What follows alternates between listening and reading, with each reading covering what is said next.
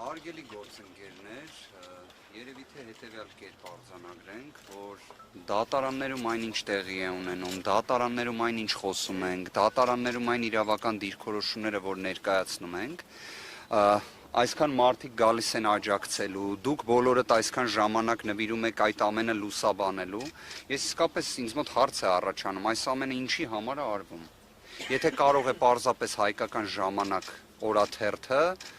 երեկվա դրությամբ ժամը 18:30 ամբողջ ելքը կանխորոշի, այսինքն այդքան խրթին իրավական հարցերի, բայց մյուս կողմից այդքան պրիմիտիվ անհիմն միջնորդության պայմաններում հայկական ժամանակը ամբողջը ասի, որ կալանքը պետք է երկարաձգվի, իդեպ զարմանալիորեն նյութի տրամաբանությունը փաստացի 2 ամսվա երկարաձգման մասին էր, ու այդ նյութը ժամը 23:00-ի դրությամբ նույն կերպ պահպանված լինի, դատական նիստի ժամանակ ես եւ գործընկերներս բարձրաձայն ենք այդ նյութի մասին, դատավորը արտահայտի իր վրթովմունքը, որ իբր ում տեղն ենք դրել իրեն,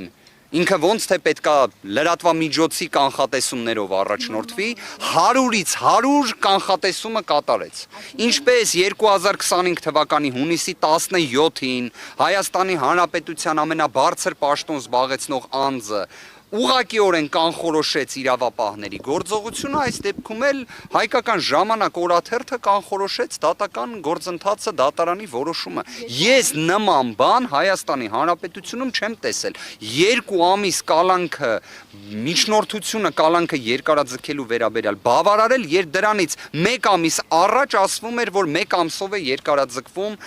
կալանքը։ Սա պարզապես անլրջություն է ուղղակի։ Կներեք մի բան էլ ասեմ։ Երեկվա դրությամբ մենք ականատես եղանք, որ հեծի լիցենզիան ակնհայտ ապօրինի կերպով դադարեցվեց։ ՀՑԿՀ համապատասխան որոշման մեջ ինչ է ձևակերպվում։ Ասվում է, որ 3 ամիս ժամանակ կա, որ սեփականատիրոջ հետ բանակցեն։ 3 ամիս սեփականատիրոջ հետ բանակցեն, գնալու են Երևան կենտրոն քրեակատարողական հիմնարկում բանակցեն։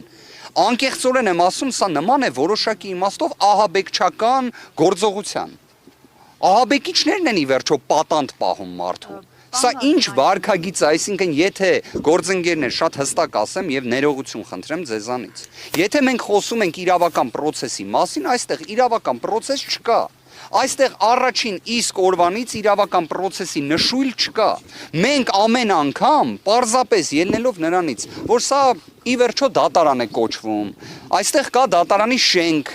բայց այստեղ բովանդակությունը արդարադատության կանխորոշվում է հայկական ժամանակի նյութով։ Իդեպ ես հաջորդ նիստից առաջ երևի թե խնդրելու եմ, որ գործընկերները կապ հաստատեն, փորձեն հասկանալ ինչ հրապարակում է լինելու, մենք էլ ըստ դրա մեր գործողությունները որոշենք, որովհետև իդեպ նույն հանրային ծառայությունները կարգավորող հանձնաժողովի որոշումը չկար, արդեն իսկ իշխանական լրատվամիջոցները ասում էին, որ զրկելու են լիցենզիայից։ Գործընկերները այդքան օր, այդքան ժամ ներկայացրեցին բովանդակային հակափաստարկներ։ Ինչ եղավ։ Եթե ձեզ հետաքրքիր է հիմքը, հիմք գոյություն չունի, հիմք չի կարող լինել։ Եթե ձեզ հետաքրքիր է արդյոք դատարանը տվել է համապատասխան որոշում, ոչ չի տվել։ Միաժամանակ ունենալ այն իրավիճակը, որը կար, Վճռաբեկ դատարանի որոշում, Վերաքննիչ քրեական դատարանի որոշում, միակ ձևակերպումը, որ օգտագործվեց դատարանի կողմից, որ քանի որ իրավիճակը իրավական առումով խրթին է դատարանի համար, դրա համար ինքը թող 2 ամիսը տա, դրանից հետո որ Վճռաբեկի եւ Վերաքննիչ դատարանների իրար փաստացի հակասող որոշումներ կան։ Տնտեսական հանցագործության հիմնավոր կասկած։ Չեմ կարող ասել, գործընկերներ, պատկերացում չունեմ։ Իսկ ինչի պետք է դրա վրա զարմանան գործընկերներ, 5 ամիսը նշված քննության նոյեմբերի 3-ի դրությամբ ավարտվել էր։ Նոյեմբերի 3-ի դրությամբ կոչի դրվագով կար Վճռաբեկ դատարանի որոշում։ Վճռաբեկ դատարանի որոշում կար, հիմա եթե դուք ուզում եք, որ փորձենք քրեադատավարական իրավական տեսանկյունից այս իրավիճակը վերլուծել, շատ լավ։ 5 ամիսը արդեն իսկ քրեադատավարական իմաստով նոյեմբերի 3-ի դրությամբ ավարտված էր։ Ինչ է դրան հաջորդում։ 53 քննիչների անգործությունը։ Իդեպ մի հանգամանք եմ ուզում հատուկ նշել։ Իրականում, երբ ասում եմ 53 քննիչներ, ձևակերպմանս մեջ սխալ եմ անում։ Ներողություն եմ խնդրում։ Իրականում 53 քննիչ գումարած 1 դատախազ, որովհետև դատական նիստի ընթացքում մենք բոլորս պարզեցինք, որ դատախազը մասնակցում է նիստերին օգնելու համար քննիչին։ Նշվածը ժամանակը կգա կրիչը դուք կունենաք կհաստատեք այդ նշված տեղեկությունը։ Գործընկերներ, եկեք հետևյալը արձանագրենք։ Երբ դատական այս աբսուրդային իրավական ծաղրի նմանվող ահաբեկչական գործողության, որովհետև իրավական ահաբեկչություն է սա, որովհետև եթե մի կողմից ասում են գնացեք բանակցեք սեփականատիրոջ հետ, մյուս կողմից ասում են սեփականատերը պետք է ամենաաբսուրդային, ոչինչ իրենից չենթադրող մեղադրանքով գտնվի կալանքի տակ, այն վճռաբեկ դատարան օպերացիան, որը իրականացվեց, այդ աստիճան ստվերային արդարադատությունը, դուք պատկերացրեք դատախազը ինչ է պատասխանում նիստի ընթացքում, ասում է ես զանգել եմ գրասենյակ, գնացել եմ որոշումը ստացել եմ։ Հարցնում ենք դուք որտեղից գիտեիք, որ նոյեմբերի 13-ին որոշում պետք է լինի։ Ասում է ես ամեն օր զանգում եմ գրասենյակ։ Պատկերացրեք, ես շատ ուրախ եմ։ Հայաստանի Հանրապետության դատախազությունում մեր դատախազ գործընկերները այնքան ժամանակ ունեն, որ ամեն օր գրասենյակ զանգեն վճռաբեկ դատարանի։ Ես էլ իմ առիթից օգտվելով մի հատ առաջարկ անեմ։ Դուք էլ զանգեք ամեն օր վճռաբեկ դատարանի գրասենյակ։ Այդ իդեպ այնքան,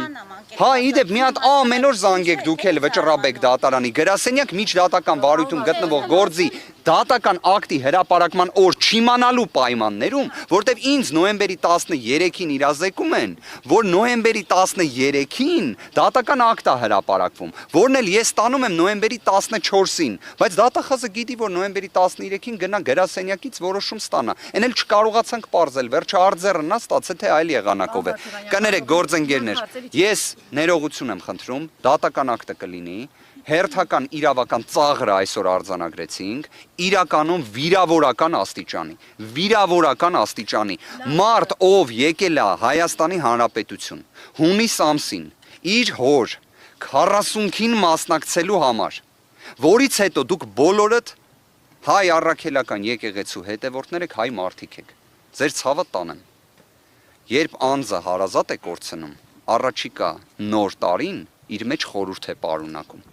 այդ թվում գերեզմաններ գնալու եւ նշված հանգամանքը դատական նիստի ընթացքում ներկայացվում է,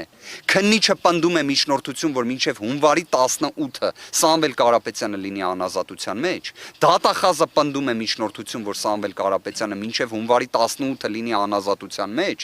եւ դատավոր Սարգիս Դադոյանը նշված հաստատում է, դրանից հետո բան չեմ ուզում հիմա խոսել։ Կներեք գործընկերներ, ես այսքանով ավարտեմ։ Ենթադրել որ տնտեսական ամեն ինչ նշել, ամենը մի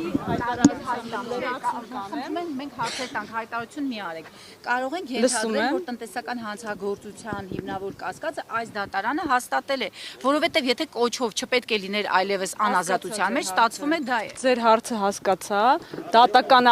դատական ակտը դեռևս չենք ստացել, բայց ունենք հստակ մի հանգամանք իրավական process-ում, եթե փողերի լվացման դրվագով հիմնավոր կասկածը չհիմնավոր էր, ինչին եկել էր օգնության վճռաբեկ դատանի որոշումը, ապա կալանքը միանշանակ չէին կարող երկարացնել։ Իսկ ինչ վերաբերվում է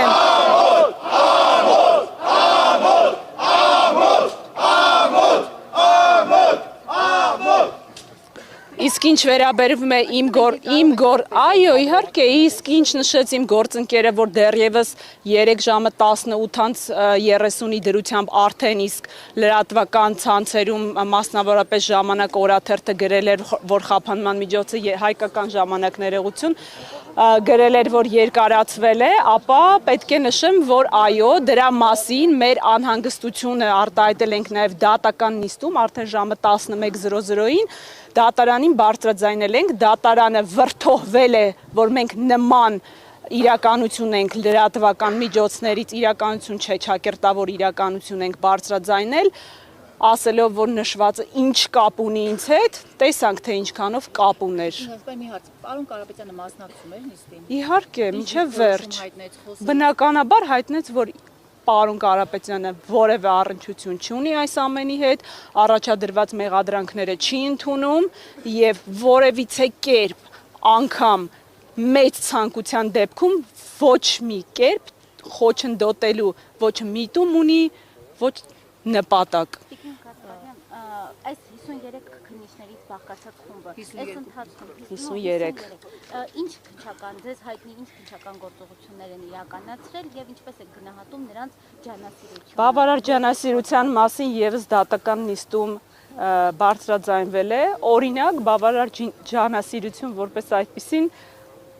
թարգմանիչ ներգրավել, փաստաթղթերը թարգմանել եւ այլն, ինչպես նաեւ կապված այլ մեղադրյալների հետ գործողություն, օրինակ մեկ այլ անձի բնակարանում խուզարկություն, չեմ կարող նախաքննական գաղտնիքից, ոչ, Սամվել ոչ մի գործողություն, ես 1.5 րոպեանոց գործողություն անգամ չի կատարվել, հարգելիներս։ Տնտեսական հանցագործության մասով իրեն պատկանող ձեռնարկություններում, քննչական գործողություններ, հարցաքննություններ, չգիտեմ, փաստաթղթերի ուսումնասիրություն։ Սամվել Կարապետյանի հետ որևիցե գործողություն 1 ամսվա ընթացքում չի կատարվել։ Այսքանը հարգել։ Ես ոչ մի գործողություն չի կատարվել։ Կարող է իր մասնակցությամբ չկատարվել, բայց կատարվեն այլ գործողություններ։ Սամվել Կարապետյանին վերաբերելի ոչ մի գործողություն, Աշիր գրուպին եւս։ այո, չունենք մենք նման հանգամանք, ունենք միայն Վճռաբեկ դատանի նախադեպային որոշում, հարգելիներս, Մի բան էլ հարցեմ, որը որ մինչ օրս չենք ստացել մենք։ Այս մեկ ամսվանից առաջ Աշիր գրուպի տարբեր ձեռնարկություններում քննչական տարբեր գործողություններ այդ տնտեսական փողի լվացման հարկեր турքեր չվճարելու հոդվածներով կատարվել է։ Տեսեք, դրանց հետ կապված, եթե անգամ կատարվել է, Սամվել Կարապետյանը որևիցե առնչություն Բայց չունի։ կատարվել է։ Ես տեղյակ չեմ դրան։ Դրա մասին տեղեկություն չունեմ։ Որ ասում եք առնչություն չունի, ինչ նկատի ունեք։ Իրեն պատկանող ընկերություններ են դրա համար։ Բացարձակ մեղադրանքի հետ Սամվել Կարապետյանը որևէ առնչություն չունի։ Այսքանը կարող եմ ասել։ Սամվել Կարապետյանի հետ առերեսում նման գործողություններ ադեմ ցուցմունք։ Գիտեք, երբ վանից ենք միջնորդում, որ առերեսում կատարվեն։ կատարվի առերեսում։ Մեր միջնորդությունը հետևյալն է. եթե կան անձիկ, ով ցուցմունք են տվել Սամվել Կարապետյանի դեմ, խնդրում ենք բազմիցս միջնորդություններով, որպեսզի կատարվի առերես հարցաքննություն։